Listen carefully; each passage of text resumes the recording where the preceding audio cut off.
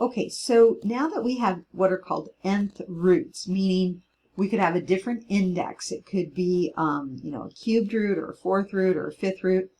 And when we talk about one number, that n, it's called an index. If they're talking about more than one, they're called indices. Okay, so just so that you know those two words. Okay, so here are some properties.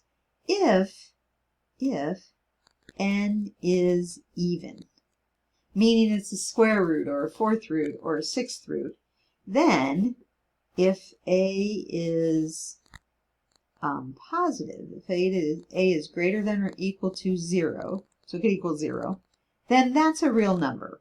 You get a real number. Real number. You know what? I don't want to write it that way. That might be confusing. The nth root of a is real. A real number. Okay? So if n is even, you're taking like a square root or a fourth root or a sixth root, and a is positive or 0, then you get a real number. But if n is even and a is less than 0, then the nth root of a is not real. And we talked about that when we did square roots, but now we have to consider if it's a fourth root or a sixth root or an eighth root, something like that. All right. So that's what happens if n is even. What if n is odd? Well, if n is odd, you're okay. It's the nth root of a is real. Whether a is positive or negative. Now, why is that? Well, think about negative 27.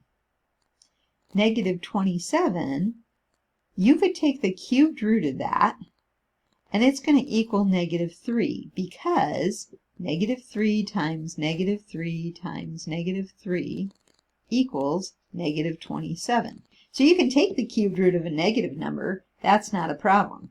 Okay? You can take the fifth root of a negative number. That's not a problem. Or, it could be positive, and you can do that as well.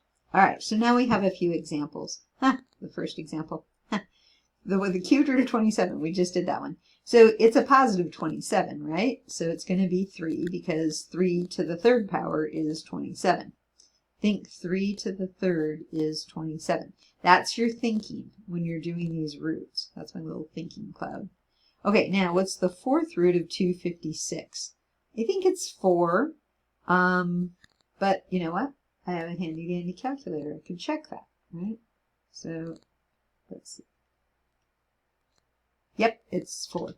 Okay. So what I did was, I was pretty sure it was 4, but I wanted to check it. So I just said, well, what's on my calculator? I went 4 to the fourth power. Okay. And some of these I just know because I've been teaching math forever, and so, I recognize these numbers. But you're going to need to work with your calculator and, become more familiar with these numbers. All right, what's the fifth root? I better put the fourth root of the 4 to the fourth power is 256. Okay, and again, that's the thinking that we're doing. Okay, the fifth root of 243, that happens to be 3. And again, you can check it. 3 to the fifth power, is that 243? And it is. But this is the thinking we're doing. This is the work part. Okay, there's my little clouds. Okay, now, what if we have negative radicands? Well, if I want the cubed root of negative 216, I'm pretty sure I can have that. Well, I know I can have that. It's odd. It's an odd root, and is odd. So the 3, that's odd. So I can take the cubed root of a negative number. I'm pretty sure it's 6, the cubed root of 216, but it's going to be a negative 6, right? So you could check that on your calculator. You could say, is negative 6 to the third power, does that equal negative 216? Okay? And it does. All right, now the next one, my index is 4. That's even.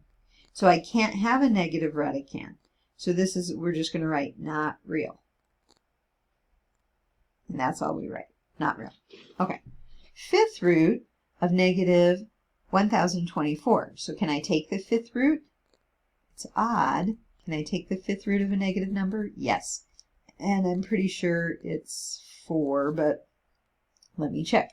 So I'm going to go 4 to the fifth on my calculator because it's easier for me to do it that way. So 4 to the power of 5. Yep, 1024. So I have to remember, so I'm thinking this over here to the side. 4 to the 5th is 1024. But now when I go over to do the answer, I'm going to put a negative 4.